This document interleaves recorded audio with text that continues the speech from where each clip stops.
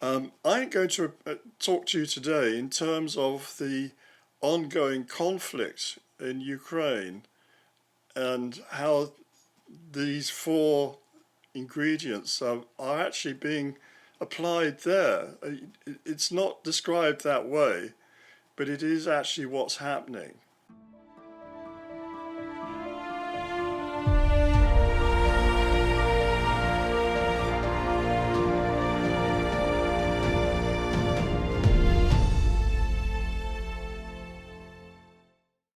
Now, I wanted to talk to you today.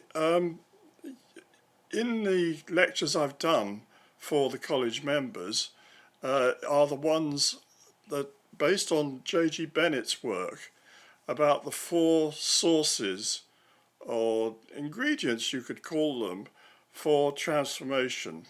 And you've probably seen these lectures before, but I want you to go back and have another look at them. And I want you to think about them in a wider context than I was talking about before.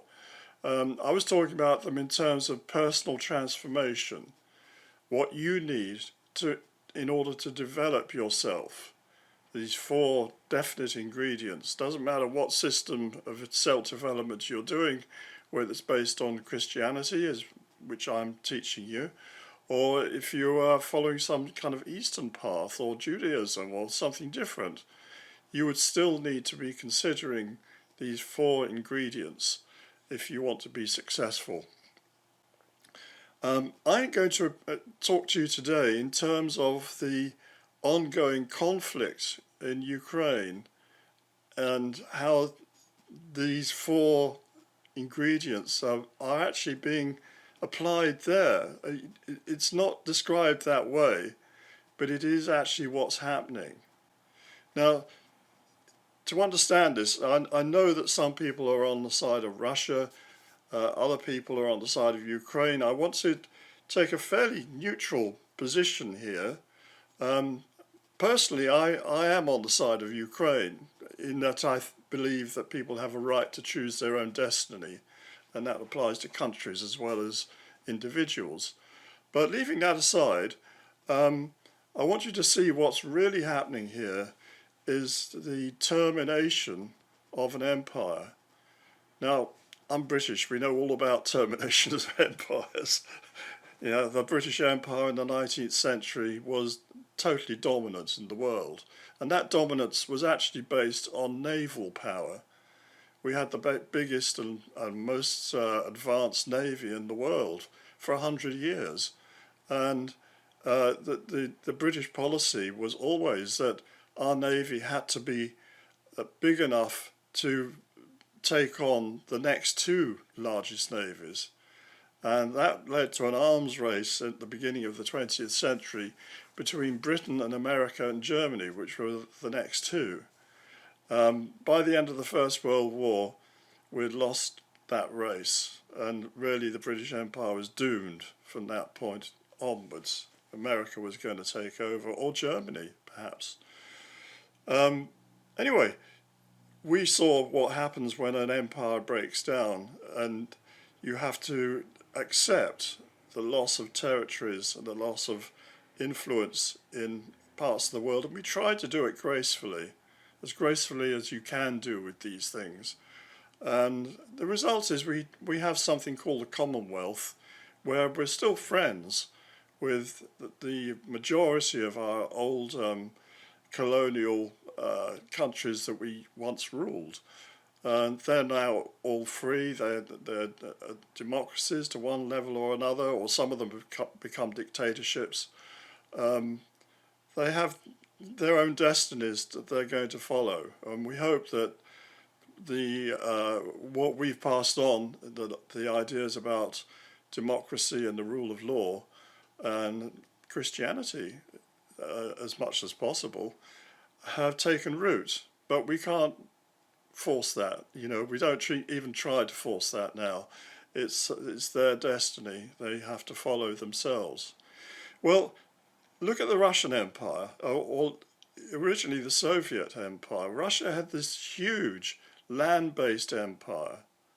And all the other empires, by the end of the Second World War, or the First World War actually, had disappeared. The German Empire had gone, the Austro-Hungarian Empire had gone, the French Empire was much diminished, the British Empire was battered by the end of the First World War, but it was still hanging in there. You had the growth of America, as doesn't like to see itself as an empire, but it actually is. And you had the Russian Empire, or they then had the revolution, and it became the Soviet Union. And that Soviet Union dominated a number of what would otherwise have been countries in Central Asia. I think of all the Stan countries that were part of the Soviet Union, and places like Armenia, Georgia, Ukraine, obviously, Belarus or Bielorussia, we used to call it, and I think even Finland at one point. So there was this vast Soviet Union empire, and by the end of the Second World War, that had enlarged very much. All the Baltic states, Lithuania, Latvia, what's the other one? Estonia, were part of Russia, or considered to be part of Russia. They controlled Eastern Germany, Poland, Czechoslovakia, Romania, Bulgaria. Yugoslavia had a peculiar relationship with Russia as its sort of little brother, but it was a communist state under Tito.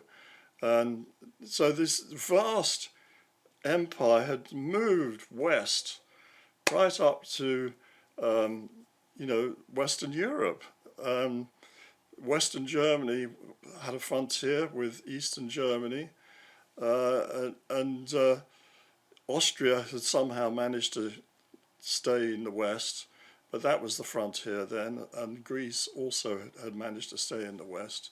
So you had this vast empire overshadowing Europe, and we were all terrified, I have to tell you, that we were going to be invaded at some time, that the Russian tank armies, huge numbers of tanks that had steamrolled their way into Eastern Europe and taken it over, utterly destroyed cities in the way, and quite ruthless in the way that they dealt with those populations. So we were terrified, and the only thing was holding them back was the threat from NATO that if we were attacked, we would use nuclear weapons first. And they meant it, That was not an idle threat, it was real, because we knew that we could not face off this huge Soviet Union army, the Red Army. It would be in Paris probably within weeks, if not days, and it would be crossing the English Channel, We were terrified, and the only thing holding them back was America. America was a much more powerful country, but it's a long way off from Europe. But the Americans had bases all over Europe. So fast forward to 1991, we had the collapse of the Soviet Union. All those Eastern Bloc countries that are now in NATO, places like Poland, Romania, Bulgaria, the Baltic states, the Czech Republic and Slovakia, Czechoslovakia split up. They're all in the EU, and they're in NATO. And so the Russian Empire moved back. And then there was always this question mark. The other parts of the Russian Empire also broke up. The Stan countries all declared their independence and managed to get away with it. Georgia declared its independence and got away with it. Ukraine claimed its independence, and for a time it looked like it was going to get away with it as well, although it was not taken into Europe, not taken into NATO, so it was a kind of buffer state, you could say. That was the situation right up until 2014, when the Russians made their first move to bring first Ukraine, where they had plans to bring back a lot of the rest, or Putin certainly did, what had been the Soviet Empire, back into the Soviet Empire. He wants to rebuild the imperial glories of the Russian Empire, if not the Soviet Empire. The Russian Empire of the Romanovs was vast, and the Ukraine was part of that, and particularly Crimea, that means a great deal to the Russians.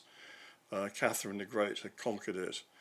So there's a little bit of history behind this, but it was rather like, and I thought this at the time when this invasion happened, it was like Britain's attitude had been towards Ireland.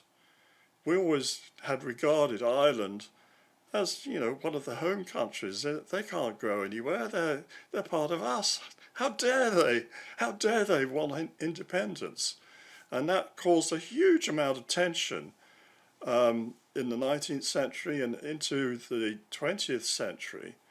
The uprising in the middle of the First World War in 1916. They were considered traitors for having an uprising when we were, had our backs to the wall dealing with Germany. And then in 1920, they declared themselves a republic. Yeah, and Ireland has been separate from Britain ever since, the Southern Ireland I'm talking about. There were 6 counties in the north that voted to remain part of Great Britain. That's what we call Northern Ireland today. And that tension still goes on, but eventually I'm sure Northern Ireland and Southern Ireland will one day be reunited, one way or another. But there's also a religious conflict there, and that makes things much more difficult than they might otherwise be. So Russia's attitude towards Ukraine was very much similar to how Britain's attitude had been towards Ireland. It's not now. I mean, these days we live in peace and friendship with Southern Ireland as well as Northern Ireland. Irish people come to Britain all the time. Britons go on holiday to Ireland. We have no problems at all. We like each other and we get on. There is the history. Of course there's the history, but we've moved on from that. And Ireland is very prosperous these days compared with how it was. And good luck to them. They're doing their thing. So this is very much the situation with Russia, is that it can't accept that Ukraine wants to be something different. It wants to be its own independent democratic republic. It wants to be part of the EU. God help them with that. And it wants to be part of NATO. Well, that's sensible. They want a defence treaty. You attack us, you attack 29 or 30 other countries at the same time. And you're going to have a much bigger problem than just dealing with us. I can understand that logic. But anyway, I think none of us, I certainly didn't think that Ukraine would last more than a week or two when the Russians invaded. They're so much bigger, more powerful, much larger army, all these tanks and guns and aeroplanes and everything. And I thought, well, sorry lads, but you're going back into Russia. But it didn't work out that way, did it? And I want to highlight with you today the reasons why it hasn't gone and how that's tied in with the lectures I've given to you about self-development. And it's applied to this country, Ukraine, as much as it applies to everything else, or certainly to human transformation. So think about this, that the first one of these, and I'm going to put the list of these lectures, I want you to watch them again because they are very important for what we're doing. The first one, the first ingredient, you could say we're baking a cake, and you need different ingredients to bake a cake.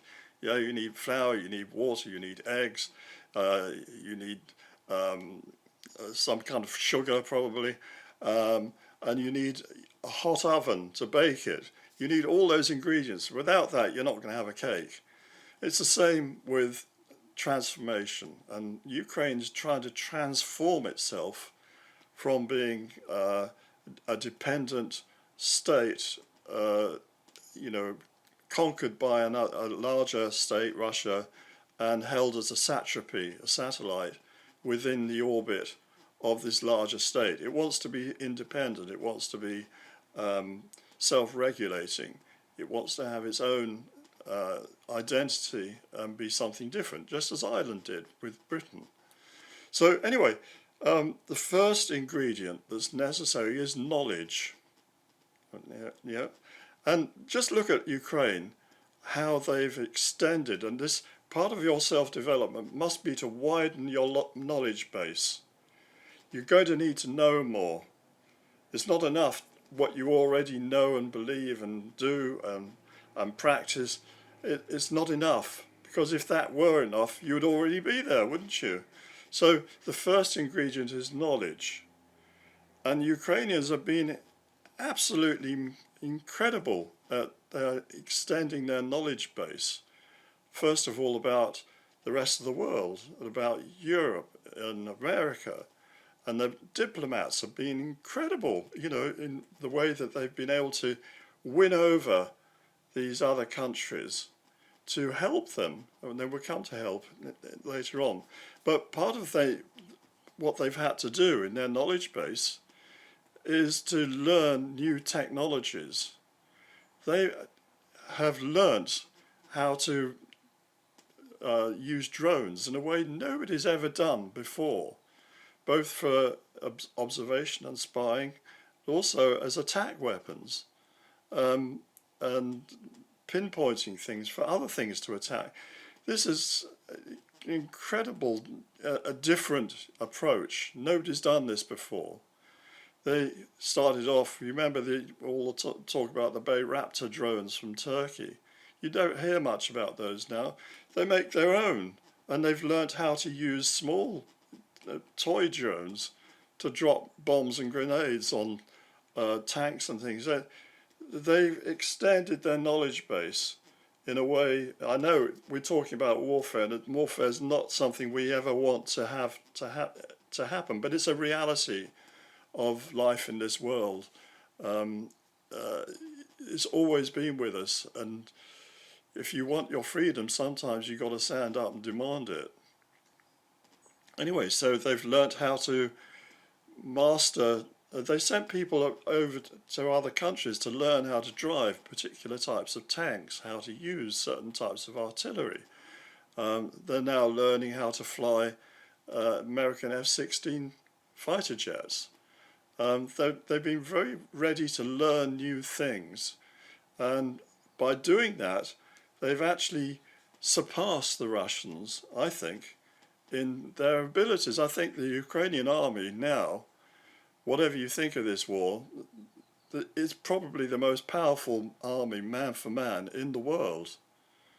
I would say that, because they have experience on the battlefield, and it's been terrible experience. But they've also learned a lot of new technologies and new techniques, and they've actually put these into practice, not just on ranges, not just in theory, but actually in reality. So that's the first way that they've, the first ingredient to why they've been successful.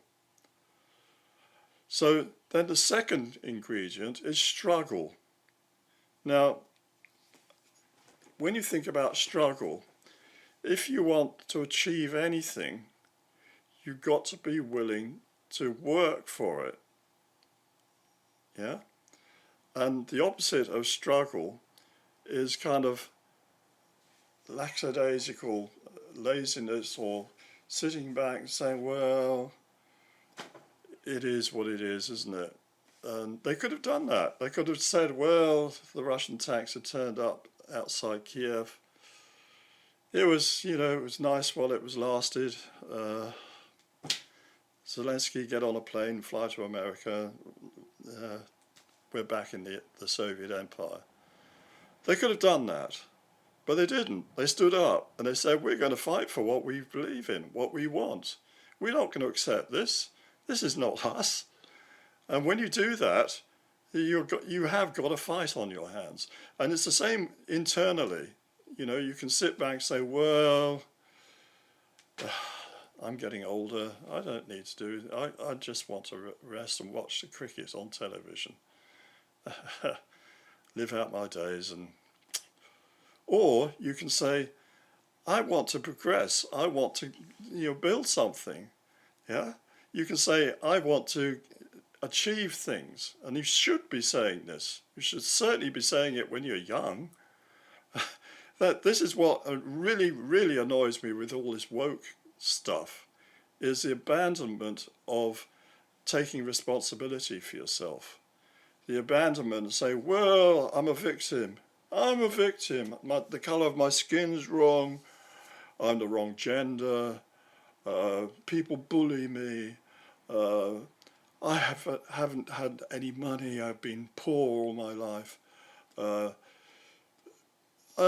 It's all the fault of them. I'm a victim and they need to pay me, look after me, take me under their wing and keep me safe because I'm a victim. I deserve it.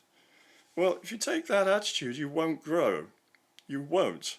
You won't develop. You won't crystallize an astral body that will take you off this planet in due course. You won't reach anything. Nobody will really want you. Even those who are buying your votes by handing you money will not respect you. Yeah? As soon as they don't need you, they'll just ditch you because you're no use. You're no use to anyone when you're like that. Yes, there are real victims, but the funny thing is that people who are real victims very often don't act that way. You think about these Invicta games. The people in wheelchairs had their legs blown off in Iraq or something. And they're competing basketball in a wheelchair, or they're, in wheelchair races and all these things. These people, they're not giving up on life. They're saying, yes, I'm handicapped, but, it's a handicap, isn't it? I can overcome that. I can get prosthetic legs. I can, get legs and I can actually enter a running race. This is the opposite attitude, and it takes struggle. It's not going to be easy when you take that position, when you say, I'm going to do this in spite of the problems that I have, whatever they might be. And that is one of the ingredients that you need. You need to have that fighting attitude to deal with situations, because we all get problems in our lives. You might not have a physical problem, but we all get disasters that happen. You're going to get shocks in your life. There could be a divorce that happens, or someone that's very close to you dies and upsets everything, or you lose your job or your house. These things happen. It's part of life, but you need to get yourself up, dust yourself down and start all over again. Was that Jiminy Cricket? I think it might have been. Yes. Anyway, so this is actually having spirit about things and being ready. And the thing is that when you do struggle, you become stronger. Yeah? You see these weightlifters with strong physical bodies. Well, they didn't just get that. They weren't just born with that. They lift weights, and lifting those heavy weights develops the muscles to lift them. It's a fact of life. And the more you exercise things, you can exercise not just your physical body, but you can exercise emotional control. Yeah? The stiff upper lip is actually a very good thing to learn. Everyone wears their emotions on their sleeve these days, don't they? Oh, I'm a victim. I've had my heart broken. Oh! Have the stiff upper lip and say, right, well, that happened. Get over it. I'm not going to go and lie on a psychiatrist's couch and have him feeding my victimhood. I'm going to get up and I'm going to make something of my life and I'm going to get over it. So that's the second ingredient, is struggle. And the third ingredient is help. Don't be too proud to ask for help. Think of Zelensky. He goes round all the capitals of the world. He talks in the British Parliament. He goes to American Congress. He attends the United Nations. When he's not actually physically going to these places, he's on using Zoom or whatever to talk to them, because he wants them to help. And he says, give me arms, I need help. Yeah, we need your help. We need you to send us tanks. We need you to send us everything that they need. We need money. We can fight off these people for you, but you must give us what we need. Well, that's, being open, and more than open, to having help. And if he hadn't done that, everyone would say, well, they haven't asked for help. Good luck to them. We wish them well. Well, bye. But because they demand, and because they do actually make use of the things that are given to them, people say, well, there's a chance here. These people are worth backing. And it's the same when someone starts a company, or they're looking for investors. You judge the man or woman who's asking you for the investment. You say, is this a good person to back? And if they're sort of, oh, I'm a victim, but give me some help, give me some money, I could be successful. You look at that person, you say, they haven't got any spirit. They're not going to build anything. Any money I give them or put into their company or whatever is going to go straight down the toilet. You say, oh.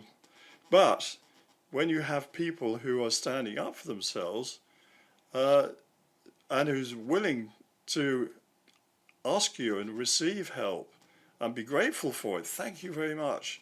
You really have helped us. Thank you so much. We'll make it back for you someday. It will be worth it for you in the end, but we needed your help now. That's the attitude to have. And be ready, because you are going to need help in things at times. Don't be too proud to seek help from others. You are going to need it. And particularly, you need help from the Almighty. You need help from Jesus Christ and the angels. Don't be afraid to ask. Turn to them and say, look, I'm in a bind here. I need your help. Give me inspiration, please, or show me the way, or whatever it's, please help me. There's nothing God likes more than when people come supplicating with a humble heart and ask for help in the right way. And say, I know I've done wrong in the past. I'm a sinner. We're all sinners, and I have sinned. I've done things that I shouldn't have done. I've broken your commandments, and I'm very, very sorry about it. Be like that. Because you should be. You should be. And say, I wish I hadn't done all those things, and I was young and stupid at the time. Please forgive me. But I really need your help now. And be like the prodigal son, the prodigal son who comes back home. He's been out playing on the town, he's been on the razzle-dazzle, spending his inheritance, having a great time, but he's blown it. And he has the humility to come back home to his father and say, I'm sorry, Father, I've sinned, I've done wrong, I wish I hadn't. But the father's overjoyed to see him. He's overjoyed. He said, come in, my son, kill the fatted calf. Oh, I'm so pleased to have my son back. Yeah, that's how God is with you. And I think that Ukraine has elicited that same feeling from the West. We have the feeling now that we should have done more to help these people before it got to this point, but we didn't, for whatever reason. And they managed to get us to help. The fourth ingredient is sacrifice. And this is sometimes the hardest one of all. You've got to accept that if you go on the path, or you go on if you're going to assert yourself, if you're going to actually try to change yourself, there are things you're going to have to give up. this has happened. The experience of many of us have, most I would say, in life is marriage. Marriage is a frightening experience. Certainly it is for men, that you're saying, I'm not going to be chasing the field anymore. I'm taking this woman as my wife, and we're going to have a family together, we hope, and we're going to build lives together. We're going to see it through together into old age, and this will be the one. Now, that requires a certain sacrifice, and if you're not prepared to make that sacrifice, your marriage is not going to last, or very unlikely to. If you're going to play around behind your wife's back, or vice versa, you're not going to have a secure, strong marriage. You have to give up those things. You have to grow up. That the courtship period of your life is only a certain period of time. It's usually in your 20s, maybe into your 30s. That's the usual time when people are in the courtship period before they get married. Once they get married, that courtship period is over. And it's sort of like that with Ukraine as well. Having undertaken this situation, and now in the situation where they have to be prepared that they're going to lose a lot of people. This is not a joke, this war they're fighting. It's not war games. It's for real. And they're going to be bombed, they're going to be shelled, they're going to be sniped at, they're going to have all these awful things happening, and the cities are being attacked, and children killed in theatres and hospitals bombed. Yeah, the adversary they've got is one of the most terrible ever in this world. Ever. There's an inheritance there from Genghis Khan, and it shows. But if they want their freedom, if they want to be independent, if they want to rule themselves, they have to be ready to make the sacrifice to defeat this enemy and to re-establish themselves and defend their space. And I think they realise that, and they've accepted it. This is the most extraordinary thing. The first thing they did was to send as many of the women and children out of the country as possible, right at the beginning, do you remember? And the men then signed up to go out and fight. So already they've sacrificed family life. For the women and children, they're going into Poland or Germany or Britain or wherever, foreign countries they maybe don't even speak the language, they certainly probably don't. And their children are going to have to go to school in these foreign countries. So they're not going to be able to see their husbands. Their homes might well be bombed and shelled and destroyed while they're away. The husbands go into the army, go out and fight on the front line. Many of them are going to be killed. But they realise that they have to make this sacrifice. And the sacrifices we have to make in our lives are trivial in comparison. Trivial.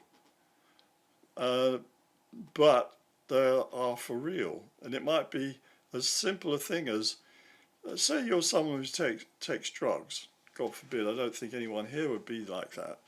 But say you're someone who's addicted to taking drugs and you want to give up, right? So you decide, I'm not going to do the drugs anymore. If you still hang out with your druggy friends, you're not going to succeed in breaking that habit, because they're going to say to you, have a joint, sniff this up your nose, or I've got some new pills, these are really great uppers, you'll feel great. You're going to be tempted all the time. So if you're a druggie and you want to break out of that, you're probably going to have to give up your old friends, your friendships, circle, and build a new one. That's a hard thing to do, very hard. But it might be what's required. And there's always sacrifices to be made. if you want to stand up for certain principles in life, say, then you can't act like you don't have those principles. If you're going, people are asking you to tell lies, or they're asking you to sell something that you feel is immoral, or they're asking you to carry out immoral tasks that you go against your conscience, you're going to have to give up that job, find something else that they will demand a sacrifice from you. So these are moral dilemmas that come with when you start trying to change yourself, because change means change, and you can't change while staying the same. You have to give up something. Now, for me personally, I'll share this with you. I'm a very private individual. Yeah, I have old friends, and we have, we go out for a drink maybe sometimes, and they know me, they know Adrian, who he is. For me to go out in front of a camera and talk to you about these things which are innermost thoughts and feelings and knowledge openly, that my friends and family can watch, has been it's required me to sacrifice my privacy, and that's been difficult for me, and that's, I think, probably difficult for most people who are like me, quite introverted, to actually come out on stage and present themselves, present what they have, because they believe that that's right, it's what they should be doing. And that is, for me, has been a sacrifice. And braving the possibility of ridicule, or braving the situation where some of the people that I've known for a long time are going to think, oh, that's really weird what you're talking about, you're nuts, Adrian.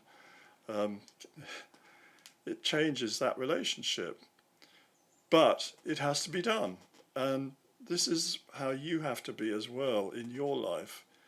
There will be things that you have to sacrifice, and if you don't do, that, you haven't got the fourth ingredient if you're not willing to do that. So that's all I wanted really to say here. I know that this Ukraine war is an awful example, but it is very much in our faces at the moment, and I feel desperately for these people. And I'm very sorry for the Russian people as well, who are being conscripted and sent out there as cannon fodder, untrained, poor weapons, not fed properly. The real rogue here is Putin. And as you know, I've done an earlier lecture where I said I think he's the reincarnation of Julius Caesar. And Julius Caesar was responsible for the deaths, I think, of something like 6 million people. Maybe that's an exaggeration. But in Gaul, he caused immense suffering in Gaul in his conquest of it. And he didn't care. He didn't care at all. He just wanted to establish himself as the number one in Rome. And it's the same with his reincarnation. That's the evil one. So I leave this with you, and we'll carry on. And I wish you well. So take care, my friends, and we'll talk again.